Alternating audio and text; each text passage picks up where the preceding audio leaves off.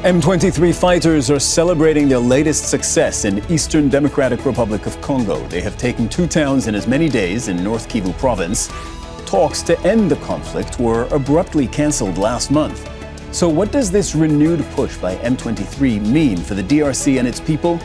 This is Inside Story.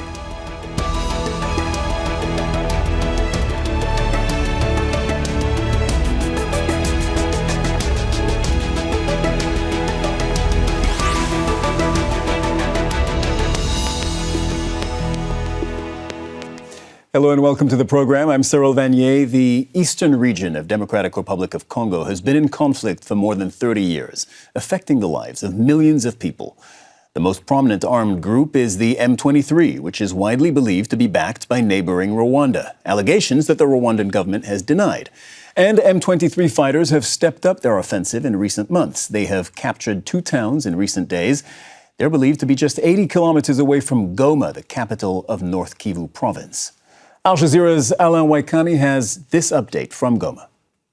3 days after the fall of the strategic and second largest city of Masisi, the M23 right now are trying to consolidate their administration. Yesterday, in a public meeting with the population, the M23 has announced the appointment of a new administrator in this area of Masisi in the replacement of the former administration appointed by the President of the Republic in this sideline of the state of siege. We have to remind to our viewers, this province of North Kivu is still under the state of siege. It was declared almost 3 years past by the President of the Republic in order to allow the army to take the control of the situation and also to stop the move of the rebellion. But beside all this, the rebels continue to move and they gain more ground. This is why many people in this province are now expressing their concern on the ongoing situation. For now, the situation of security is bad, more than bad, I think. Because the Congolese government have launched many fronts, military front, judiciary front, economic front, communication front, and many fronts, and all those fronts have failed. The only thing that I can tell to the Congolese government, especially to the President Tshisekedi, I think he must resign. I think, to be honest, don't be difficult with the way you run the country, specifically at this moment when our country is facing a serious problem. The president should be humble and try to meet other leaders who can help him to resolve this ongoing situation. This morning, again, pictures has emerged in different social media here showing rebellion deploying out of Masisi right now with hundreds of jeeps around and also soldiers being moved on their way. And many people do believe that rebels are now expressing more appetite of taking different areas. And in the absence of any dialogue between the government of Kinshasa with the rebellion, people are wondering now, what is another mechanism which can stop these people from moving and to find another way to end off this situation? Because Kinshasa still maintaining his position, saying that there will not be any direct dialogue with the rebellion that they are accusing for being supported by Kigali, an accusation that Rwanda has always denied and rejected. Alain Waikani, Al Jazeera, Goma for Inside Story. Now let's take a closer look at M23. The armed group emerged more than a decade ago. It is primarily based in North Kivu, a resource-rich province in eastern DRC. It borders Rwanda. M23 leaders are mainly from the Tutsi ethnic group. They say one of their aims is to defend themselves against Hutu-led forces who fled Rwanda during the 1994 genocide. And in recent years, M23 fighters have seized large areas of eastern DRC.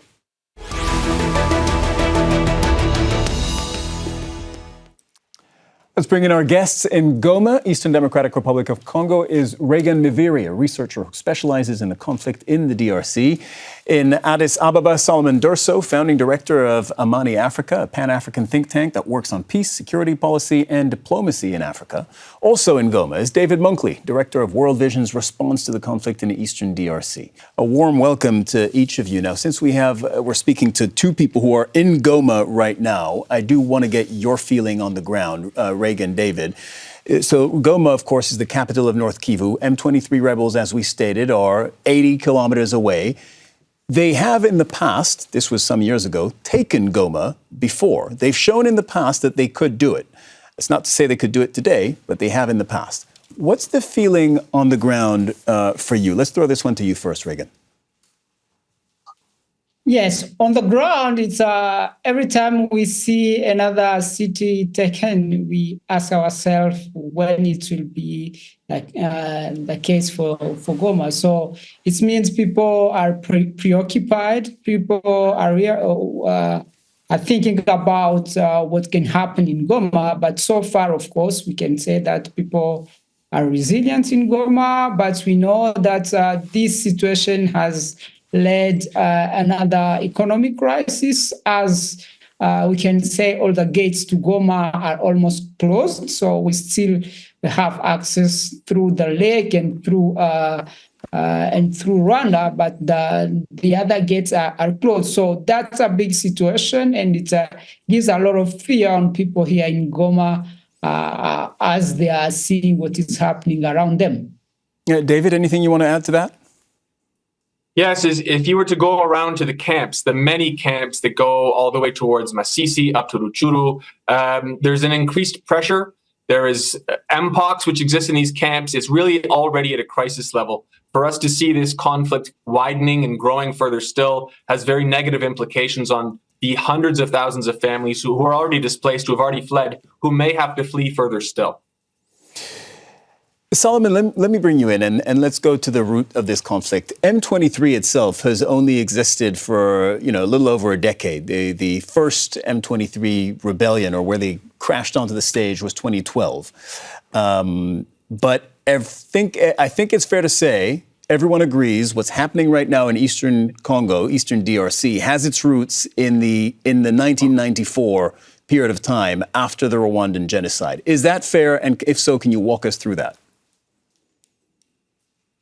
So, indeed, the genesis of this conflict traces back to the 1994 genocide against the Tutsi in Rwanda. Following the perpetration of this large-scale massacre, some of the perpetrators actually ran out of Rwanda and took refuge in the eastern DRC.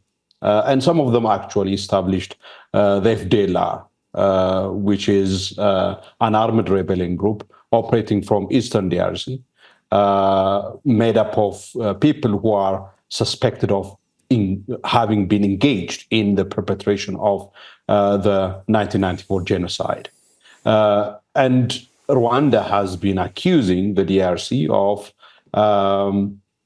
allowing its territory to be used by the FDLR, which has actually the ambition of overthrowing the government in Kigali. And that obviously wouldn't be seen kindly by the government of Rwanda in light of the nature and kind of atrocities that were perpetrated in Rwanda in 1994. And this has been an issue of contention and tension between Rwanda and DRC for a long period of time. And the fact that it remains to this day is indeed one of the factors why we continue to have this current situation. Currently, the DRC government accuses Rwanda of supporting the M23. But wait, hold on, Solomon, if I can jump in. If you've laid out what happened in 1994 and just after, right? You've laid out that Rwanda accuses DRC of harboring a predominantly Hutu group, the FDLR, that want to bring down the Kigali government. But you haven't yet explained to us the birth of M23 some 20 years after that. So the M23, the March 23rd armed rebel group, is an offshoot of an armed group that was operating in Eastern DRC in 2009. There was an agreement between the government of DRC and this armed group. And that agreement was concluded in March 23 in 2009. And it is the collapse of that agreement because following the agreement, on the implementation of that agreement, there was a requirement and an attempt on the part of the government in Kinshasa to relocate the members of this armed group as part of their integration process into the national army of the DRC. Mm-hmm. And that created a rift between this armed group and the DRC government. These members of armed group didn't want to relocate from their what they consider to be their area of presence and where they are familiar. And that led to the fallout, leading to the establishment of the M23 armed rebel group. And indeed, the first time that it emerged and it launched an attack and,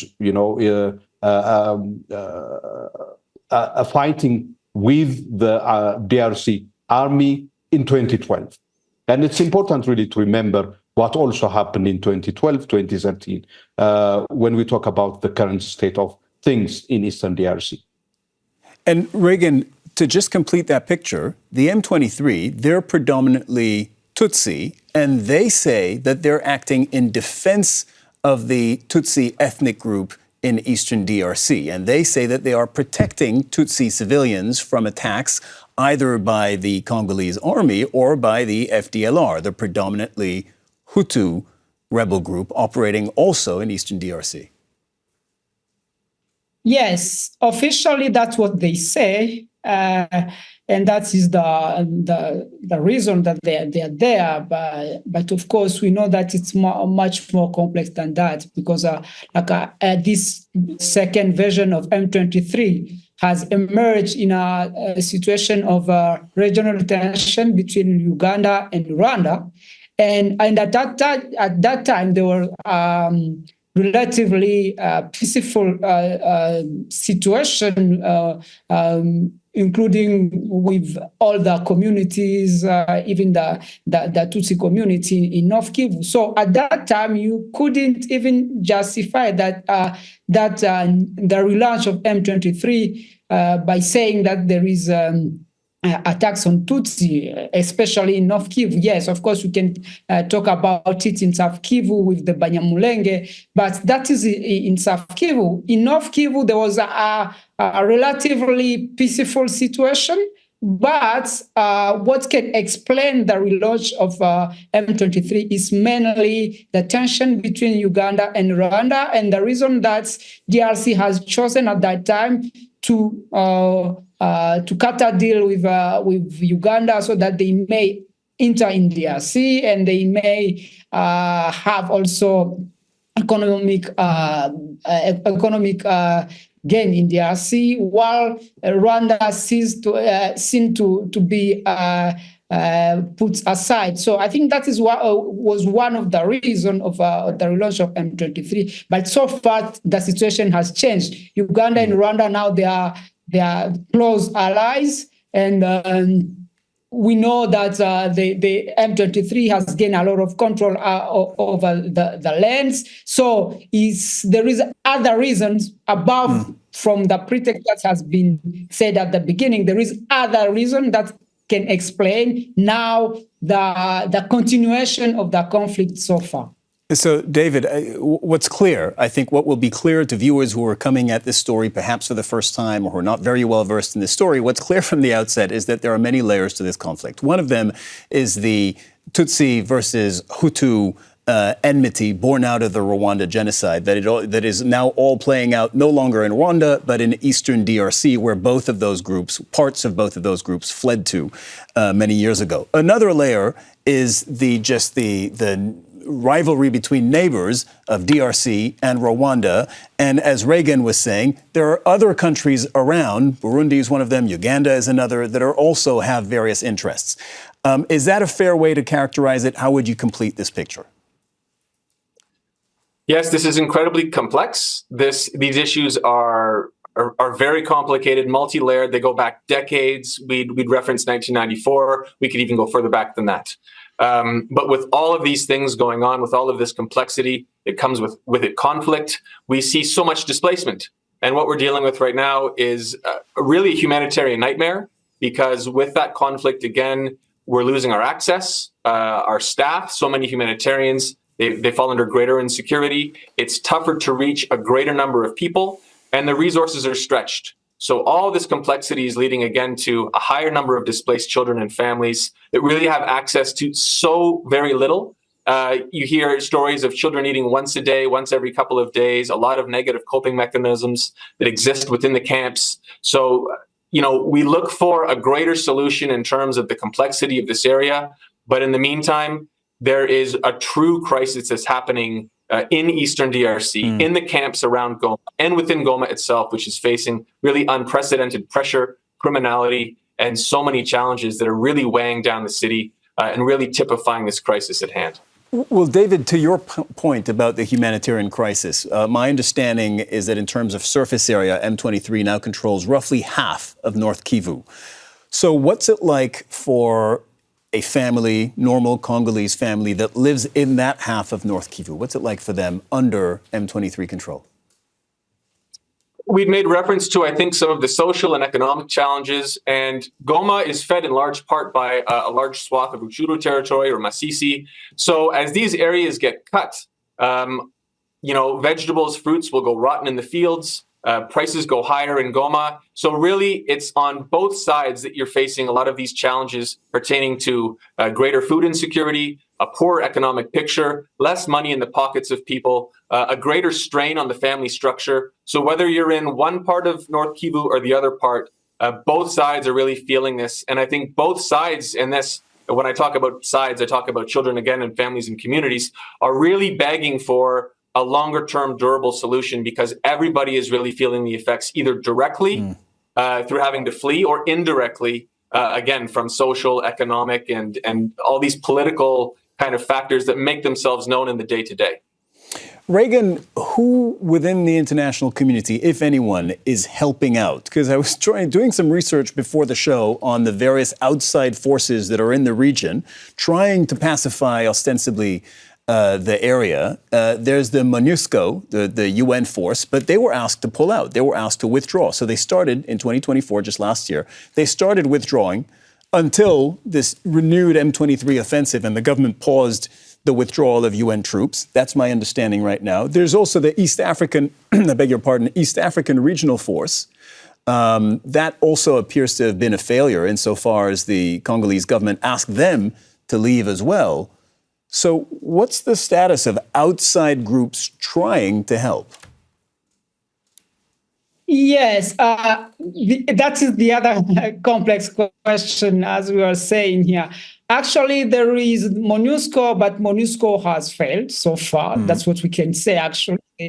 They have failed in other situations. We can say in the ADF crisis, but also within against other armed groups which are still there, because here we are speaking about M23, but it's important to remember that there is a lot of armed groups active in DRC, and they are having a lot of impact on the lives of people. So that's really important to remember that. And when it's come to other regional forces, of course, we have the Samir DC, which is the mission from the South Africa Regional Development Community. And so far we have South Africans, we have Malawian, and they just come in when the ceasefire was negotiated. So far it will be difficult to evaluate their impact on the ground.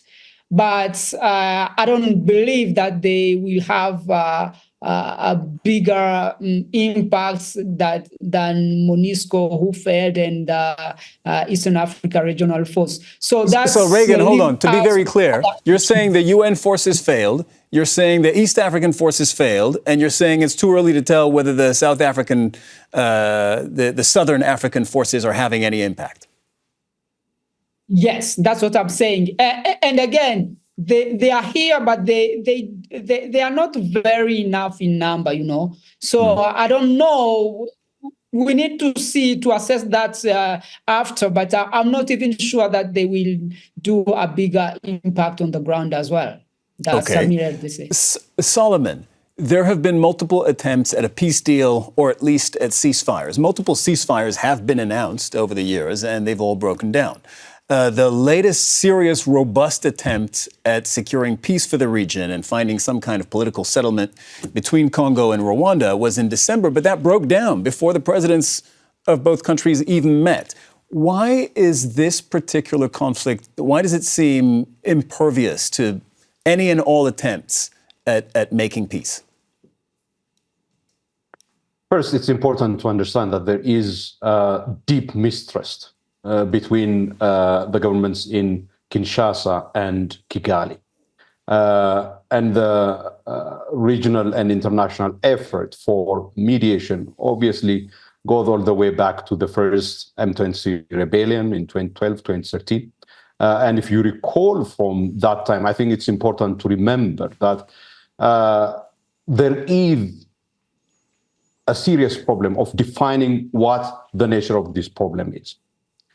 Is the problem a political problem and therefore requiring a political solution, for which there is a need for having and sitting down in a mediation process, in a peace talk?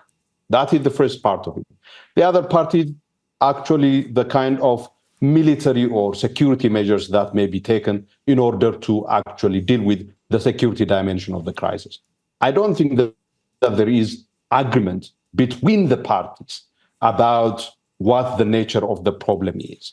And that, together with the mistrust, creates this problem. Okay, I want to share a timeline with our viewers on just the most recent attempts at ceasefires and peace efforts. There have been several attempts in the last 12 months alone. So in December, talks between the Rwandan and Congolese leaders were called off after a disagreement on the terms of a deal. That's what we were referring to earlier. Earlier in August, this is of 2024, Angola mediated a fragile truce which temporarily eased tensions along the front lines, but that calm was short-lived because by October, M23 fighters had resumed their offensive against the Congolese army. And at least, also something we mentioned earlier, 7 million people have been displaced internally and another 1 million have fled to neighboring countries in just the past few years. David, a naive question, if you will allow me this. If you just look at the map of this region of Africa, DRC is by far the largest country. It is 90 times bigger in terms of surface area than tiny Rwanda at its doorstep. And it is almost 10 times more populous than Rwanda. How come, and I understand this is a very basic reading of the situation, but how come Congo can't bring the resources to bear to secure the northeastern part of its country? You called that a simple question. It's actually, again, very complex. It's a profound question that, again, can go back to 1960, the independence of the country, even before that, with Belgium's role within, pre-independence. Just to understand, again, Congo is a very large country, as you say, that there's kind of aspects that go to Kinshasa. Then you look to the south, which is more, again, mining and industrial, towards Zambia. And then you have, again, the Great Lakes, which is Eastern DRC. And I think the Congolese state has always been, again, it's been kind of played with. There's been a lot of kind of external pressure towards the DRC. So I wouldn't necessarily call it weak, but I can understand just the complexities of being able to, in an area with some limited infrastructure, in a place that, again, is managed by Kinshasa, which is about 2,000 kilometers away. Mm-hmm. So there are some natural, I guess you can call them maybe socioeconomic or political blockages that have led to a situation which, again, has gone on for over 30 years since, again, you can say 1994 or even before that. Part of it is really telling the greater history of the region itself. But again, we find ourselves in a situation with all of this story and complexity where we have hundreds of thousands of children and families suffering due to this situation. And I think that my colleagues have done a great job in explaining so many of the factors. I think that there is still where we find ourselves today. And that is in a situation which is increasingly precarious with greater displacement. And I would say a somewhat negative outlook for the future. If Masisi is being taken, what does this mean for so many families who live in and around Masisi? What are the implications, again, to the resources that are available for those that have been displaced? Unfortunately, these aren't good answers to these questions. We're concerned about a great limited number of resources and what this is going to mean for the future of the DRC, specifically for Eastern DRC in 2025, is going to be quite challenging for all of us. Yeah, David, look, we'll end it there. And you raise, obviously, what is the central question here, which is the fate of the millions of people who live in this part of DRC and what happens to them and their safety and their access to the very basic necessities. I'd like to thank all our guests for joining us. There were a lot of threads to pull on in this conversation. Reagan Miviri, Solomon Dersso, and David Munkley, thank you too for watching. You can see the program again anytime by visiting our website, that's aljazeera.com. For further discussion, go to our Facebook page. That's facebook.com/AJ Inside Story. You can also join the conversation on X and Instagram. Our handle, @AJ Inside Story. From me, Cyril Vanier, and the entire team here in Doha, bye for now.